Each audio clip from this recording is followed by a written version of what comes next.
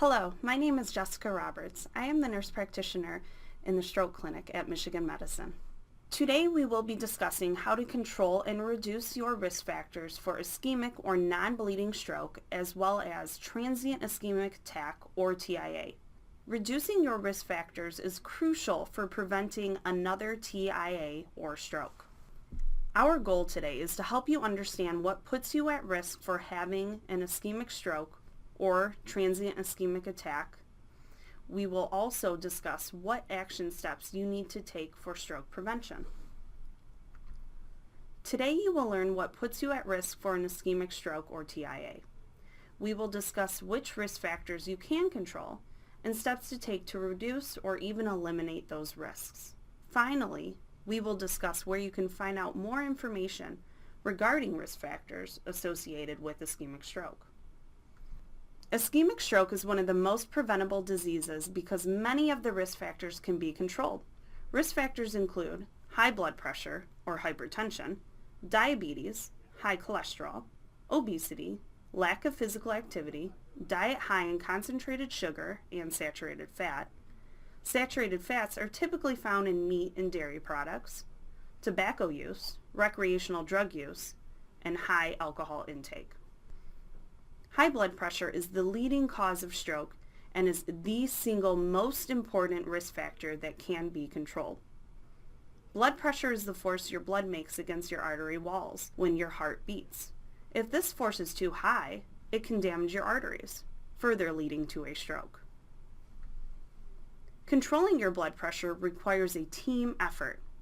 Work with your providers to first understand what your goal blood pressure is. Once you are aware of what your normal blood pressure should be, buy a blood pressure monitor and begin with taking your blood pressure regularly. Keep a written log of your blood pressures to provide to your doctor. If you have never taken your blood pressure at home or are unsure of how to do this at home, ask your provider for further details. We also have several resources available to help you learn how to do this.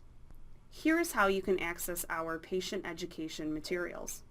Visit careguides.med.umich.edu. In the search box, type the keywords blood pressure home and hit enter. The results list has several helpful materials. Click on the title of material you want to open, print, or view it.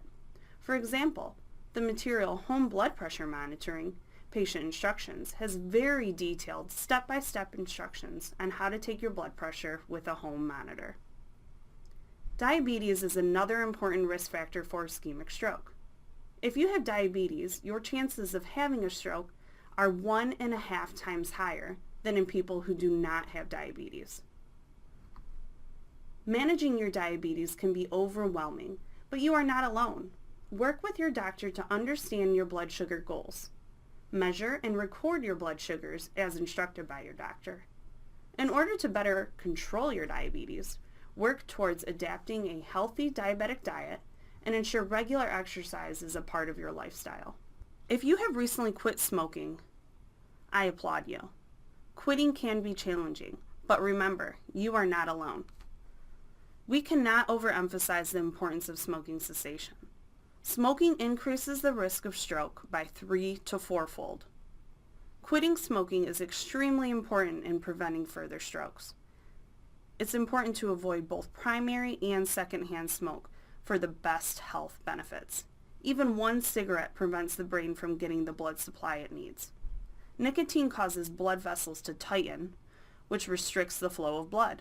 Smoking also raises blood pressure, weakens blood vessel walls, and increases blood clots. Together, this raises the risk of stroke. After quitting, the body begins to heal within 20 minutes of the last cigarette. As the body starts to repair itself, it is normal to feel worse instead of better. Withdrawal can be difficult, but it's a sign that the body is healing. We will do everything we can to support you with your smoking cessation.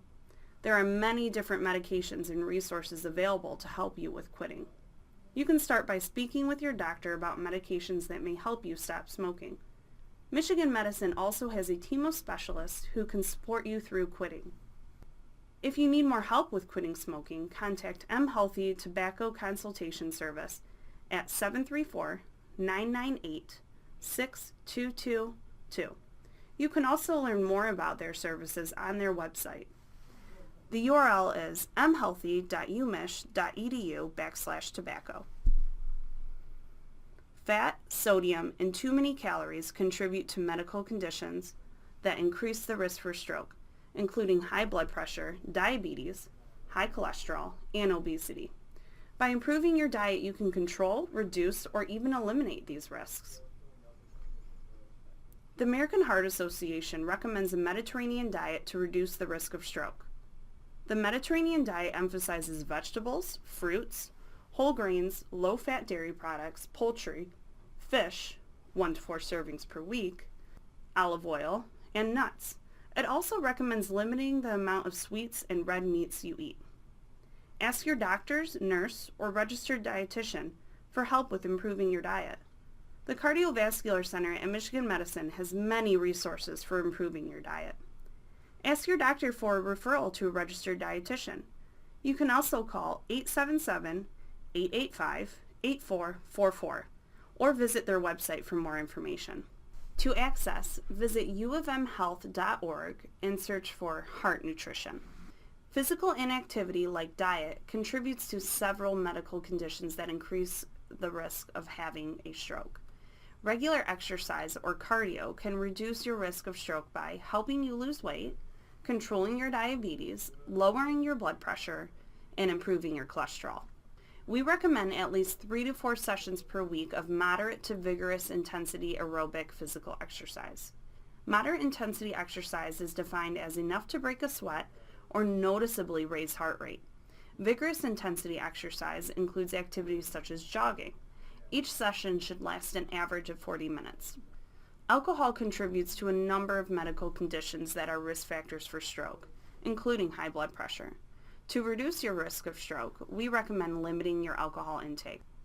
The American Heart Association recommends that women drink no more than 1 alcoholic drink per day and men no more than 2 alcoholic drinks per day.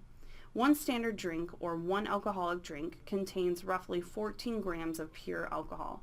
This is roughly equal to 12 ounces of regular beer, 5 ounces of wine, and 1.5 ounces of distilled spirits such as gin, rum, tequila, vodka, and whiskey. Talk to your doctor if you need help with reducing your alcohol intake. You can also visit the M Healthy Alcohol Management Program for further assistance. Call them at 734-998-2017 or visit their website at mhealthy.umich.edu/alcohol. Intravenous or injection drug use and cocaine use have been linked to an increased risk for stroke. We have many resources available to help you with quitting. Talk to your doctor if you are struggling with drug addiction. In summary, take action, reduce your risks, and prevent stroke. The Centers for Disease Control and Prevention, or the CDC, states that 80% of strokes in the United States could be prevented. Remember, you are in charge of your health, and we are here for you every step of the way. Talk to your doctor or nurse to find out more about what you can do to prevent future strokes. Do you have more questions about stroke risk reduction? Call your primary care doctor or contact Michigan Medicine Stroke Clinic at 888-287-1082.